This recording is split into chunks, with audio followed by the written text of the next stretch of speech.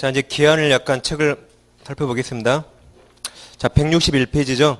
그 제2절 기한 보시면, 자, 기한은 법률행위의 효력 동그라미 치세요. 그러니까 성립과 관계된 게 아닙니다. 조건 기한은 다 효력이 발생하는가 안 하는가. 그걸 성립 그럼 틀린 겁니다. 효력 발생 소멸 또는 채무 이행을 장래에 발생하는 것이 확실 거기에 동그라미 쳐야겠죠. 확실한 사실에 의정 기한은 법률행위 부관을 말하고 밑에 이제 152조는 조문을 보셨죠? 소급이 없다. 기한 도래한 때부터 잘 체크하시고 그 밑에 양가로 1번과 2번을 읽어보시면 돼요. 다 설명드렸고 다음 02번 확정기한 불확정기한 있죠? 가로 1번만 보시면 됩니다. 장래 발생하는 시기가 확정되어 있는 기한이 확정기한이고 가로 7 예를 들면 내년 1월 1일 딱 정해있죠? 너 졸업하는 날, 졸업식, 시험 보는 날 정해있죠? 그 다음에 그렇지 않은 것이 불확정기한이다. 가로 열고 예를 보시면 너 아버지가 사망하면 여기까지. 그래서 예전에 이런 것도 시험에 나온 적이 있습니다. 뭐 풍상견이 죽으면 진돗개를 주겠다. 그럼 풍상견, 걔가 언젠간 죽겠죠? 근데 정확히 죽을 날짜를 모르니까 불확정기한이고 정지조건 아닙니다. 그리고 기한은 절대 소급이 없어요. 거기 제목 옆에 써놓으세요. 절대 소급 X라고. 여기까지 보면 이제 되겠습니다. 그럼 이제 오늘 나눠드린 문제를 보시면 자, 4번 문제 하나 있죠? 자, 4번. 그 1번이 약간 잘렸으니까 아까 적으셨죠? 1번 조건기한 설명 옳은 겁니다. 1번 조건 성취가 미정인 권리는 일반 규정에 의해서 처상보담할 수 있죠. 그러니까 처분할 수 있을 뿐 아니라 그러니까 뿐만 아니라 이 말이 이미 맞은 거예요. 틀리면 처분할 수 있지만 담보로 할 수 없다라고 내겠죠. 그래서 처분할 수 있을 뿐만 아니라 이게 이미 맞은 거예요. 그 뒤에 담보로 할 수 있다 이렇게. 이걸 틀리게 내면 담보로 할 수 없다라고 내요. 그래서 처상보담 다 할 수 있다 기억하시면 되겠고. 그 다음 2번 지문. 정지조건부 법률행위에서 조건이 성취되면 그 효력은 법률행위시로 틀렸죠. 그 뒤에 소급하여 틀렸죠. 조건이 성취한 때부터 발생함의 원칙이다. 소급이 없다. 그래서 여기 2번은 쉽게 냈어요. 소급이란 말을 써줬죠. 그 다음에 시험에는 그 말을 뺐어요. 법률행위 한 때부터 그래 냈습니다. 그러니까 그게 소급이구나. 틀렸다라고 하셔야겠죠. 그 다음에 이제 3번, 4번은 다 하셨죠? 여기까지 해서 이제 일단 민법 총칙을 마치겠습니다. 자, 이제 물권법으로 갑니다. 자, 168페이지 오시면 돼요. 168페이지. 자, 물권에서는 거기 168 한번 했었죠. 물권은 누구한테나 주장할 수 있기 때문에 대항력이 있다라고 그랬고, 채권은 관계 맺은 당사자에게만 주장할 수 있고 제3자에게 주장할 수 없기 때문에 원칙 대항력 없다라고 했습니다. 그 다음 169페이지 오시면 169 하단에 02번 물권의 객체가 있죠. 1번 거기 물건 동그라미 물건. 물건이 물권의 객체입니다. 물건이 예를 들면 소유권. 보세요. 이 책이 내 거다. 소유권 객체는 물건이 물건. 아시겠죠? 그래서 밑에 가로 1번 물건 의의가 있어요. 한 줄만 밑줄 합니다. 시험에는 안 나와요.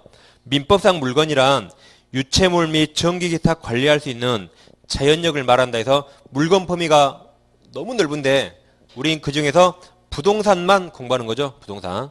그러니까 그 조문은 그냥 참고로 보시고 넘기시면 가로 2번 제목만 현존 특정의 물건이어야 돼요. 3번도 제목만 독립한 물건이어야 됩니다. 이 책처럼 딱 독립한 물건 특정돼 있죠. 이것이 물권의 객체로 물건이다. 그 다음 아래 3번 권리 있죠. 권리는 자 밑줄 자리에 보서 잘 읽은 것만 지상권 전세권 밑줄 하시고 그 다음 밑줄 하지 마세요. 이나 광어권 어업권을 을부터 밑줄 을 저당권 목적으로 하는 것 같이 예외적으로 권리도 물권의 객체가 될 수 있다. 다시 이렇게 밑줄 했죠. 지상권 전세권을 저당권 목적으로 그렇게 하셨죠 밑줄. 그 중간에 시험이 안 나오고 알 필요가 없는 겁니다.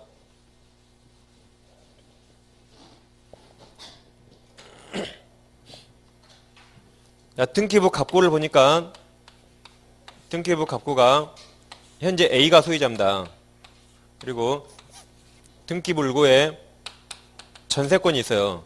전세권자 B 등기불구에 밑에 저당권이 있네요. 저당권 C 그럼 C는 누구한테 돈 빌려줬겠죠? C가 누구한테 돈 빌려줬어요? C가 누구한테 돈 빌려줬습니까? 사람은 A, B 두 명이서요. 누구한테 돈 빌렸어요? 아직 모릅니다. 몰라요. 여기를 주등기 2번 쓰면 소유자에게 돈 빌려준 겁니다.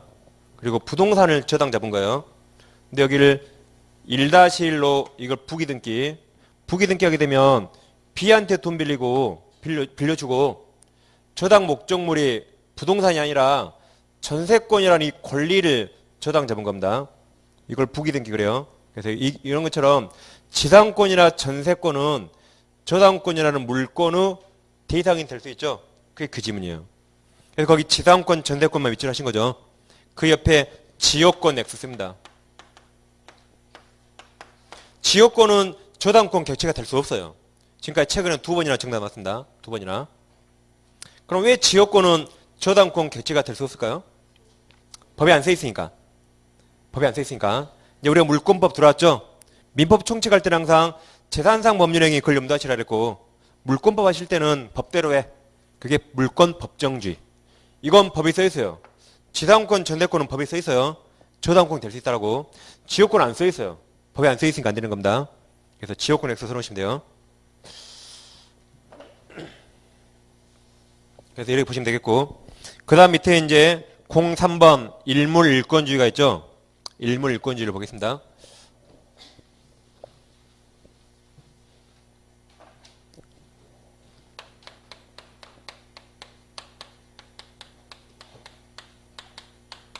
자, 일물일권주의란 말 그대로 하나의 물건에 하나의 권리 그 말입니다.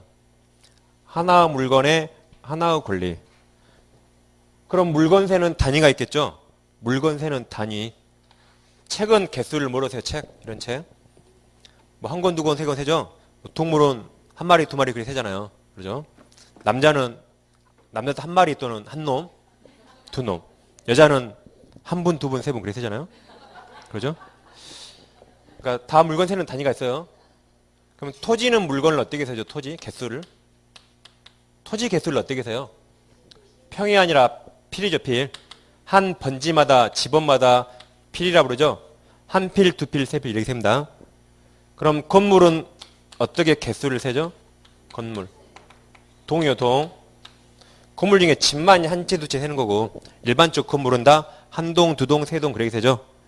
자, 그럼 일물권이란 물건 하나에 권리 하나인데 무조건 물건 하나에 권리 하나 그 말이 아니라 물건 하나가 있으면 서로 나란히 존재할 수 없는 권리는 하나 그 말입니다.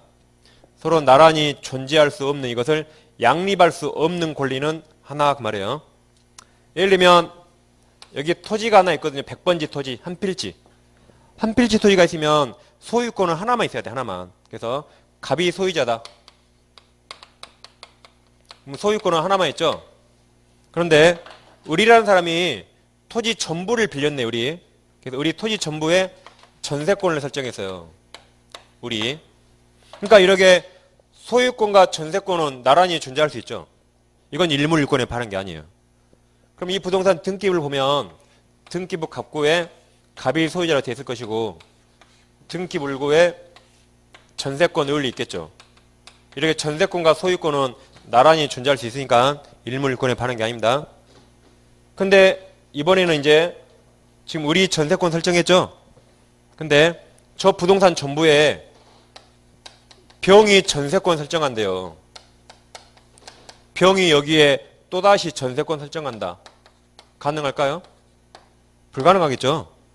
그럼 도대체 이 부동산은 을이 사용해요? 병이 사용해요? 불가능하겠죠. 못합니다. 왜냐하면 이건 사용권이라 사용권은 하나만 있어야겠죠. 하나만. 그래서 두 개 존재할 수 없습니다. 이런 게 일물일권주의예요. 그래서 전세권 나올 수 없어 이거. 먼저 있으니까. 이게 일물일권.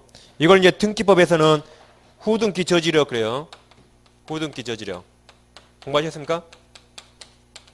한 번 전세권이 있으면 또 그 부동산에 전세권 설정 못하겠죠. 후등기가 생길 수 없는 거예요. 후등기 저지력. 같은 말입니다. 단 1억에는 가능하겠죠. 1억에는. 우리 여기만 전세권 설정했다면 병이 이쪽에 전세권 설정할 수 있죠. 안 겹치니까. 이건 가능한데 우리 토지 전부의 전세권 설정했다면 또다시 누가 빌릴 수 없겠죠? 이런 게 일물일권에 반한 겁니다. 그래서 의미를 하시면 돼요. 그리고 일물일권이란 물건 하나에 권리 하나입니다. 물건 일부에 권리가 나올 수 없어, 원칙 물건이. 그 다음에 물건이 여러 개면 거기 하나에 권리가 나올 수, 소유권 같은 물건이 나올 수 없겠죠? 그래서 물건 하나당 소유권 하나 이런 거예요. 물건 하나당 소유권 하나. 그래서 이제 책에서 가로 1번 일물일권지 의의가 있죠? 자, 하나의 물건의 객체는 하나의 독립한 물건이어야 한다. 아랫줄 그 구체적 내용은 A. 물건 일부나 구성 부분에 대해서는 물건이 성립되지 않는다 그랬어요. 즉, 이 책이 하나면 여기 하나의 소유권이 있는 거지 페이지 하나마다 소유권이 있습니까? 그게 아니죠. 책 전부의 소유권 하나 그 말입니다. 그 다음 B. 수개 물건위에 한 개 물건이 성립하지 않는다. 즉 우리 기본서가 6권이면 책 한 권 한 권마다 소유권이 다르지 6권 전체 통틀어서 하나의 소유권 할 수는 없죠. 그 다음 C. 동일 물건상에는 복수의 서로 같은 내용 물건, 여기 같은 내용, 전세권, 저세권. 같은 내용의 물건이 성립할 수 없다는 것을 의미한다. 따라서 서로 내용이 다른 물건인 소유권과 제한물권 존재할 수 있죠. 아까 소유권, 전세권 존재할 수 있잖아요. 또는 소유권과 점유권은 동일 물 위에 동시에 성립하여도 일물일권에 반한 게 아닙니다. 다 같이 존재할 수 있는 거예요. 그 다음 오른쪽 오시면 2번 일물일권주의 내용 있죠. 가로 1번 동사는 공부 안 해요. 그냥 책 하나에 소유권 하나 하시면 되고 가로 2번 부동산이 있죠. 1번 토지와 2번 건물이 있습니다.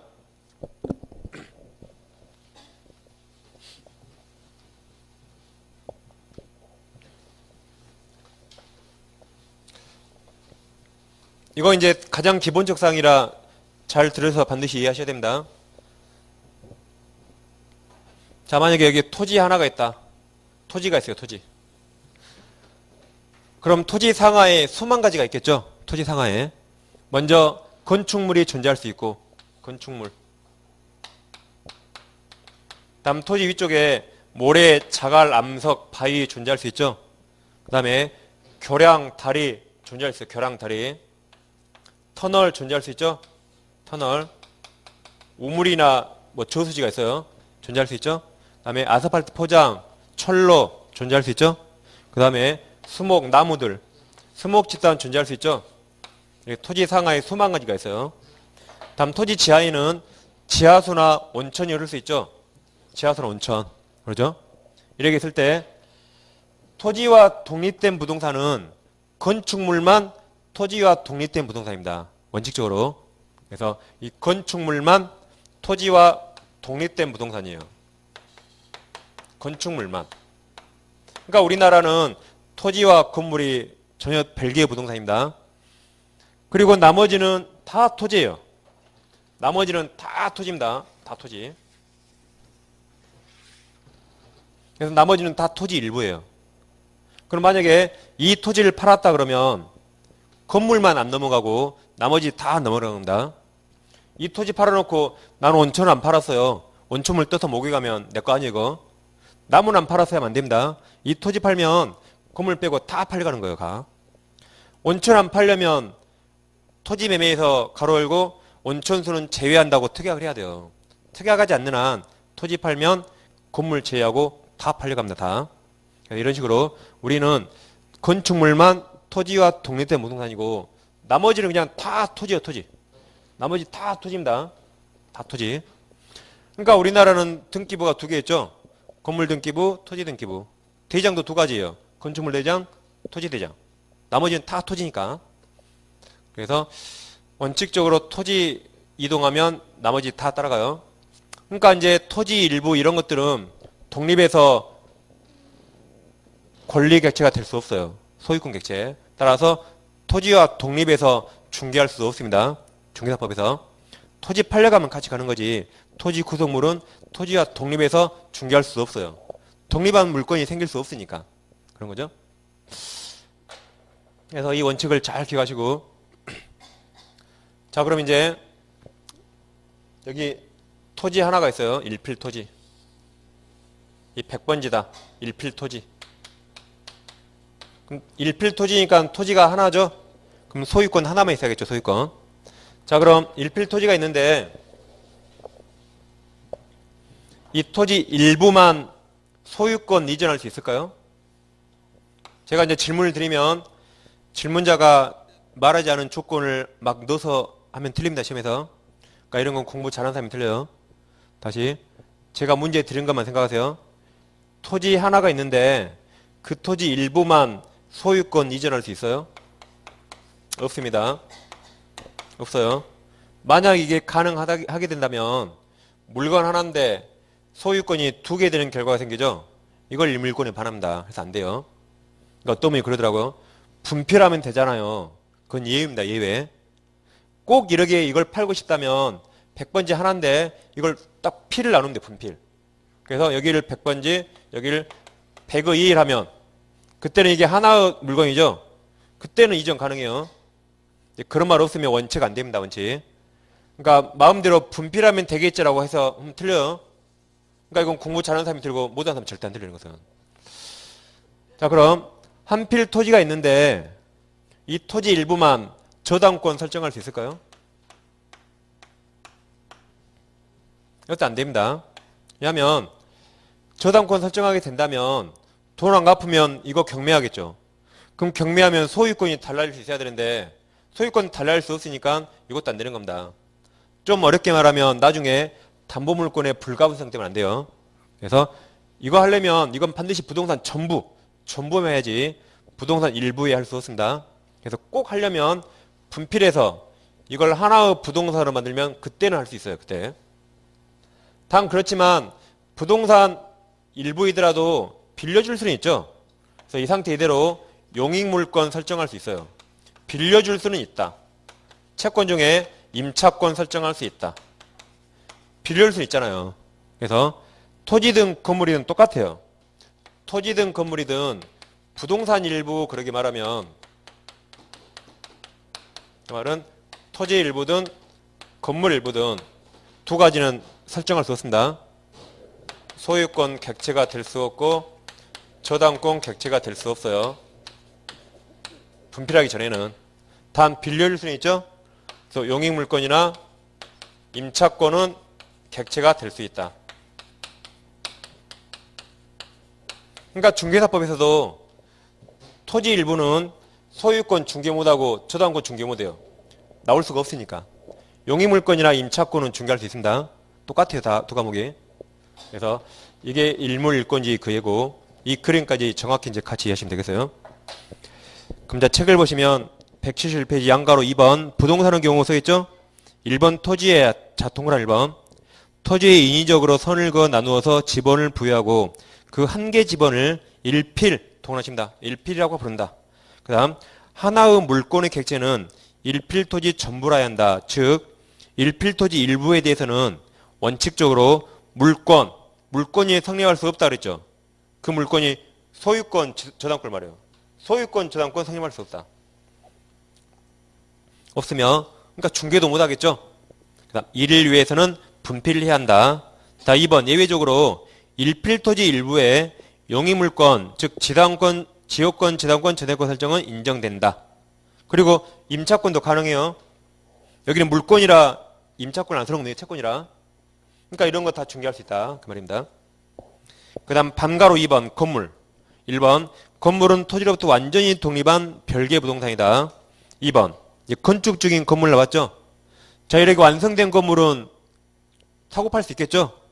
건물을 건축하고 있다면 언제부터 독립한 건물이 될 것인가 그 판례입니다. 자 2번 건축 중인 건물이 독립한 부동산으로 인정되는 기준이나 물건의 개수를 정하는 기준은 사회통념 또는 거래관념에 따라 정해진다. 판례는 최소한 그 다음 기둥, 지붕, 주벽 나왔습니까? 이게 주기지 이게 주벽, 기둥, 지붕입니다. 주벽, 기둥, 지붕. 그러니까 건물을 아직 완성 안 했더라도 건물이 아직 완성 안 했어요. 주기지만 가지고 있으면 그때부터 독립한 건물이 돼요. 그래서 독립한 소유권 객체가 될 수 있다. 따라서 중개할 수 있다. 중개사법에서. 안기법 주기죠. 주기지. 이게 공법에도 나와요. 공법에 주민 제한이 기반시설 지구단위계획구역이라고 나와요. 이것도. 주민 제한할 수 있는 게 주민 제한. 기반 시설, 지구단위 거 같이 이렇게 하시면 돼요. 이제 이건 아는 사람 알아 이건. 그래서 거기까지 판례 보시 주계지 기하시면 되겠고, 그 다음에 제일 밑에 동그라미 3번이 있죠. 동그라미 3번의 두 번째 줄 중간쯤에 일물일권지 예외로서 있죠. 그 밑줄합니다. 일물일권지 예외로서 한동 건물의 일부가 독립하여 구분 소유권 객체가 되는 경우가 있으며까지. 그러니까 원래 건물은 세는 단위가 동이죠. 동. 그럼 아파트라면 이게 206동이라면 원칙적으로는 하나의 물건이니까 소유권 하나만 나오거든요. 근데 아파트는 구분해서 호마다 소유권이 다 다르죠. 그것을 구분 소유권이랍니다. 구분 소유권. 이건 예외죠. 원래 물건 하나면 소유권 하나여야 되는데 물건 하나에 소유권 여러 개 있죠. 이것을 일물일권지 예외라 합니다. 예외. 그 다음 또한 전세권은 한동 건물 일부에 대해서도 설정할 수 있죠. 이런 예외가 있습니다. 그래서 아까 전세권은 토지 일부든 건물 일부든 다 설정할 수 있어요. 그 다음 이제 반가로 4번, 5번, 6번인데 먼저 반가로 5번과 6번을 먼저 보겠습니다. 반가로 5번, 6번은 다 명인방법 써있죠. 자, 여기 보세요. 이제 여기서 제가 수목만 따로 떼서 볼게요. 이 수목도 원래는 토지 일부죠. 원칙이 중에 원칙. 수목도 토지 일부입니다. 그래서 토지 팔리면 같이 팔려가요. 그래서 이제 수목 집단은 3단계로 정확히 비교하셔야 돼요. 수목은 원칙이 뭐예요? 원칙이 토지 일부다. 토지의 구성물입니다. 그래서 토지 팔리면 같이 팔려가요. 따라서 수목만 독립해서 소유권 될 수 없죠. 따라서 중개사법에서 중개도 못합니다. 근데 옛날 우리 조상들이 이렇게 했어요. 토지는 내가 가지고 있고 조상한테 받은 거라 내 마음대로 못 팔아요. 다른 친척들이 요구하니까. 그래서 나무도 내 건데 토지는 내가 팔 수 없어서 나무만 팔고 싶어요. 나무만. 토지는 내가 가지고 있고. 그랬을 때 조상들이 명인방법을 설치해요. 명인방법. 명인방법이란 제3자들이 눈으로 봤을 때 소유자가 누군가 알 수 있게 표시하는 거. 눈으로 봤을 때. 그래서 예를 들면 그 새끼줄로 쭉 둘러서 여기를 이쪽 나무를 그리고 곳곳에 갑소유라고 편말을 붙여놔요. 그럼 제3자가 등산할 때 여기 있는 나무들은 갑이라는 사람 소유거나라고 알 수 있겠죠.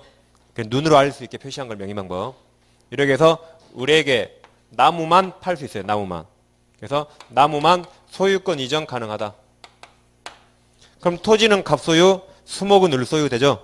이런 식으로 수목은 원래 토지 구성물인데 수목에 명인방법을 설치하면 토지와 독립된 물건이 돼요. 그래서 독립된 물건이니까 토지와 분리해서 수목만 소유권 이전할 수 있다. 그러면 토지는 갑, 수목은 을 되는 겁니다. 그래서 우리 조상들이 명인방법을 설치해서 수목을 소유권 이전 가능했어요. 소유권 이전 가능하죠? 그러니까 중개사법에서도 소유권 이전 중개할 수 있습니다. 근데 명인방법은 공시방법이 불안하죠? 불안합니다. 새끼줄 멧돼지가 다 뜯어먹었어요. 그럼 없어버리죠? 그럼 또 해야 돼요. 그래서 이제 철조망으로 쭉 둘러섰어요. 철조망. 멧돼지가 못 가먹게. 그랬더니 엿장수가 다 뜯어가 버렸네. 그럼 또 없어졌죠? 그러니까 이제 나무 표피를 다 벗겨서 곳곳에 을소유로 고쳐줘요. 이렇게. 그럼 읊게 되니까. 이런 식으로 아무튼 명인방법은 계속돼야 됩니다. 그러니까 이렇게 명인방법은 공시가 불안해요. 언제 없어질지 모르고 공시가 불안하기 때문에 명인방법을 갖춘 수목은 저당권 객체가 될 수 없습니다. 저당권 객체는 못 돼요. 공시가 불안하니까. 저당권 객체가 되려면 반드시 등기부 을구가 있어야 돼. 을구. 그래서 이렇게 이제 명인방법으로는 저당권 설정 못하니까 자 이제 이처럼 토지에 갑수목들이 있는데 여기는 저당 설정 못하죠. 근데 시대가 흐름에 따라서 토지보다 비싼 나무가 생겨나기 시작했어요. 비싼 나무. 갑이 조경업자예요. 나무 하나에 3천만 원, 5천만 원 그래요. 근데 갑은 이 싸지 싼 땅 맡겨봤자 은행에서 돈 안 빌려줘요. 오히려 나무가 훨씬 비싸거든요. 그럼 나무를 담보로 은행에서 돈을 빌릴 필요성이 생기죠. 그래서 나온 법이 임목에 관한 법률입니다. 임목에 관한 법률. 그래서 막 여기서 임목이란 한문으로 설립 나무목이에요. 저도 처음에 공부할 때 서 있는 나무인 줄 알았거든요. 근데 나무가 다 서 있지 뭐 자빠져 있습니까? 그래서 여기서 말하는 임목이란 임목에 관한 법률에 따라서 이 나무를 등기, 소유권 보존 등기할 수 있어요. 임목에 관한 법률에 따라서. 그래서 임목 그러면 이제 소유권 보존 등기한 나무입니다. 소유권 보존 등기한 나무. 이제 등기가 있으니까 당연히 저당권 설정할 수 있어요. 이거 하려고 나온 거죠, 이거. 그래서 당연히 소유권 객체가 될 수 있고 저당권 객체도 될 수 있는 겁니다. 그러니까 중개사법에서도 둘 다 중개할 수 있는 거예요, 이거. 그러니까 이제 임목이 되면 나무에 등기했죠? 그럼 법적 운명이 건물과 똑같아요, 건물처럼. 토지와 건물 전혀 별개죠. 토지와 임목 전혀 별개예요, 전혀. 토지만 팔 수 있고 임목만 팔 수 있고 토지만 저당 설정할 수 있고 임목만 저당 설정할 수 있고 별개가 됩니다. 수목은 이렇게 3단계로 이제 정확히 이렇게 나누시면 돼요. 자, 그럼 책에서 반가로 5번 명인방법을 갖춘 수목집단 써있죠? 자, 임목 등기를 갖추지 않은 수목집단도 명인방법이란 관수법상 구분심험을 갖춘 때는 독립한 부동산으로서, 그 말이 토지와 독립된 부동산이요. 부동산으로서 거래 목적이 되는 것이 판례로 인정되어 왔다. 단 소유권 동원하세요. 소유권 객체가 될 뿐이고 다른 권리 목적으로 할 수 없다가 저당권 X에 써놓으면 돼요. 저당권 객체가 될 수 없다. 등기부가 없으니까. 그래서 나온 법이 임목에 관한 법률을 그랬습니다. 자, 아래 반가로 5번 명인법을 갖춘 미분리과실 돼 있죠? 미분리과실이란 사과나무에 아직 사과가 열려 있어요. 감나무에 감이 열려 있다. 그러면 감만 따로 팔 수 있어요. 명인법을 통해서. 그래서 자, 미분리과실 가로 건너뛰고 미분리과실도 명인법을 갖추면 독립한 물건이 돼요. 물건으로서 별도 소유권 객체가 될 수 있다. 그래서 감나무에 감이 열려 있죠. 그 감만 따로 팔 수 있어요. 토지와 독립해서 명인법을 갖춰가지고. 그래서 5번, 6번 명인법은 보셨죠? 그럼 그 위쪽에 4번 농작물이 있습니까? 농작물은 꼭 수목과 비슷하죠? 근데 우리 대법원 판례가 농작물은 건축물과 똑같이 봅니다. 특이해요. 농작물은 따로 기억하셔야 돼요. 농작물은 건축물과 똑같이 봐요. 수목이나 이래 미분리과실 아니라 건축물과 똑같다.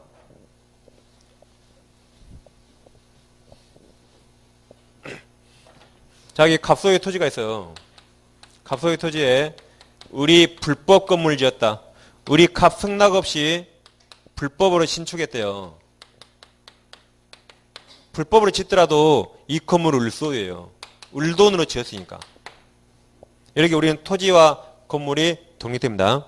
단, 갑은 내 허락 없이 건물 지었죠? 당연히 철거 청구할 수 있습니다. 철거당하기 전까지는 을소유, 을소유. 농작물도 똑같아요. 갑 토지에 우리 농작물을 갑 승낙 없이 불법으로 경작했다. 갑 승낙 없이.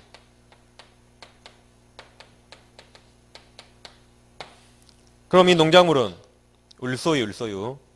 을소유입니다. 경작자 소유. 갑이 이거 뽑아버리면 나무 거 뽑았죠? 형사상 절도죄가 될 수 있어요. 그리고 갑은 손해배상 다 해야 됩니다. 을소유니까, 을소유. 을소유의 경작자 소유. 건물과 똑같아요. 건물도 을소유, 농작물도 을소유. 을소유. 그러니까 우리나라 사람들이 빈 땅만 있으면 막 뭐 심어버리죠? 내 거니까요, 내 거니까. 뽑으면 큰일 나, 이거. 대신 갑은 어떻게 하면 돼요? 토지 사용료 받으면 돼요, 토지 사용료. 뽑을 필요 없이. 비싼 땅이라면 토지 사용료가 엄청나겠죠? 받으면 되는 겁니다. 뽑으면 절대 안 돼요. 내게 아니니까.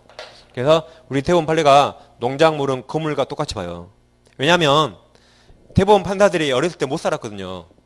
공부만 잘했지 부모가 찢어져서요. 자기 부모가 맨날 이러게 했거든요. 이러게. 너무 땅에 농작물에서 나를 키워서 판사를 만들었어요. 그러니까 불법 경작물은 우리 엄마 거 한 겁니다. 우리 엄마 거. 판사들이. 그래서 이제 판가로 4번.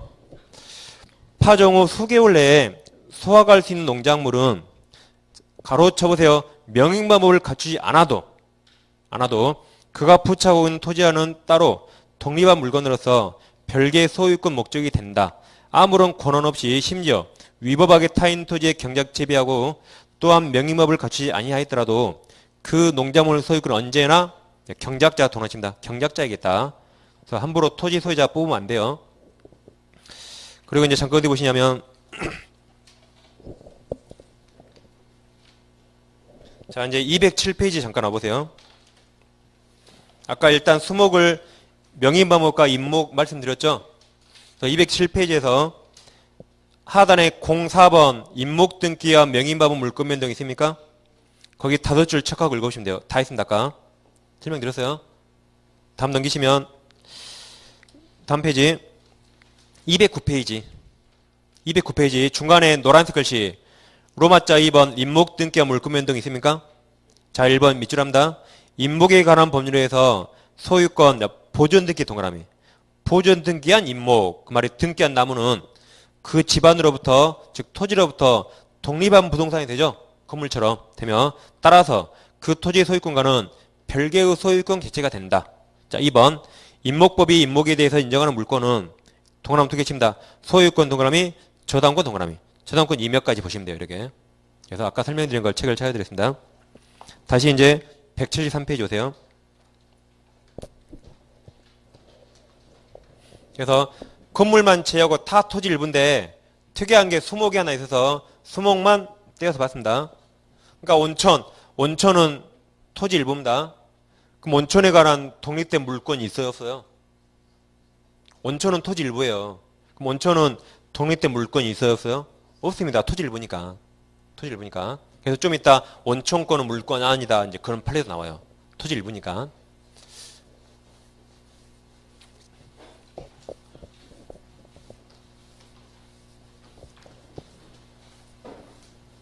그럼 이제 물권의 종류가 있죠. 자, 물권은 물권 법정주의 그래서 민법에 딱 8개 물권이 정해져 있습니다. 물권 법정주의 그래서 물권은 먼저 점유권이 있고 본권으로 구별합니다. 본권이 다시 소유권과 거기 책에 있죠. 173페이지 상단에 조그만 박스 같은 게 있잖아요. 그걸 하는 겁니다.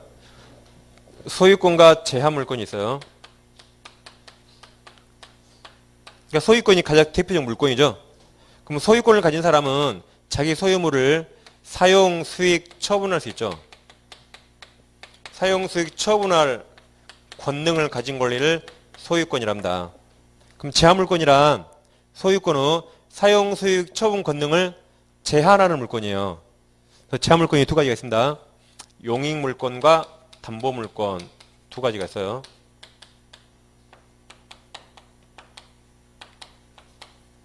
그럼 용익이란 이 사용 수익 뒷글자예요. 그럼 용익물권이란 소유권의 사용 수익 권능을 제한하는 물권을 용익물권이라고. 그럼 이거 하나 남았죠? 그럼 담보물권은 소유권의 처분 권능을 제한하는 물권을 담보물권이라 부릅니다. 그럼 용익물권이 3가지가 있어요. 3가지가 지상권, 지역권, 전세권. 이제 다음 주부터 차근차근 공부하실 거예요. 3가지가 있고 담보물권도 3가지가 있습니다. 유치권, 질권, 저당권.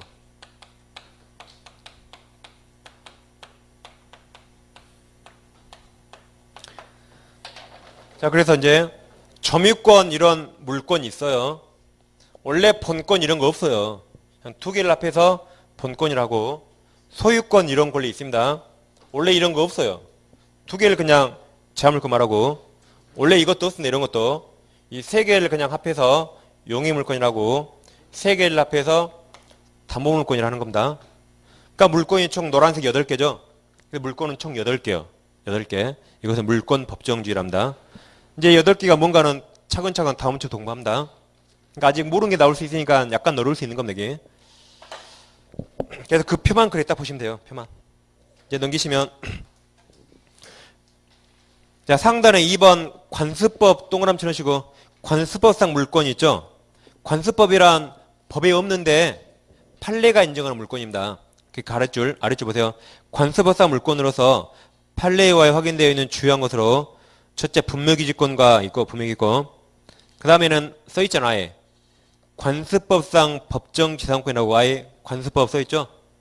그리고 등 앞에 하나 쓰세요. 등 앞에 동산양도담보 씁니다. 동산양도담보 하나 쓰세요. 양도담보 등이 있다 이렇게. 그래서 관습법상 물권은 딱 3개라고 기억하시면 돼요. 딱 3개. 관분양. 사람 죽으면 관을 분양해요. 관분양. 관이 뭐예요? 관습법상 법정지상권. 분이 분묘기지권. 양이 동산 양도담보 딱 3개입니다. 거기 있는 거 3개. 그래서 관습법상 물권 그러면 딱 3개. 관분양, 거분양. 관습법상 법정지상권, 분묘기지권, 동산 양도담보 딱 3개예요. 나머지는 뭐든지 아니다 하시면 돼요. 그러니까 관습법상 물권 아닌 게 엄청 많거든요. 그걸 외우시겠습니까? 3개를 외우겠습니까? 3개 나머지는 다 아니다. 그래서 오른쪽 175페이지 있죠. 175 중간에 관련 판례 있습니까? 그래서 A부터 아까 온천 아무 권리 없다 그랬죠. 온천에 관련 권리를 관습법상 물권이라 볼 수 없다 그랬어요.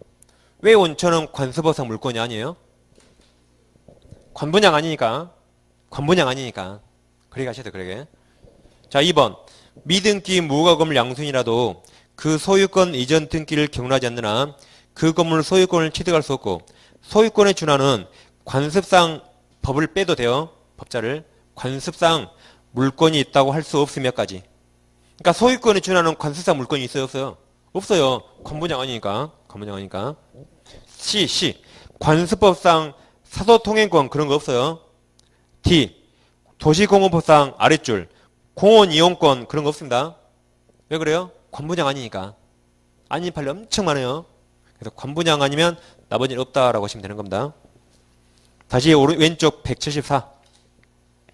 이제 3번 특별법은 우리가 볼 필요 없어요. 우리 민법하고 관습법만. 그 다음 02번 물권 법정지 근거 규정이 185조예요. 185조 보세요. 물권은 법률 동그라미 관습법 동그라미 하세요. 관습법은 판례에 의해 성립된 거라 했죠. 법조문 없지만. 자, 물권은 법률 또는 관습법에 의하는 외에는 임으로 우리 맘대로 창설하지 못한다 그랬죠. 딱 해서 법은 딱 정해 있습니다. 법에는 8개. 관습법에서 말한 게 한 3개 정도 있다 기억하시면 됩니다. 그럼 나는 이제 볼 필요 없고. 자, 이제 176페이지 와보세요. 3절 물권의 효력 있죠? 자, 여기부터 이제 10분 쉬가시고 이어서 보겠습니다.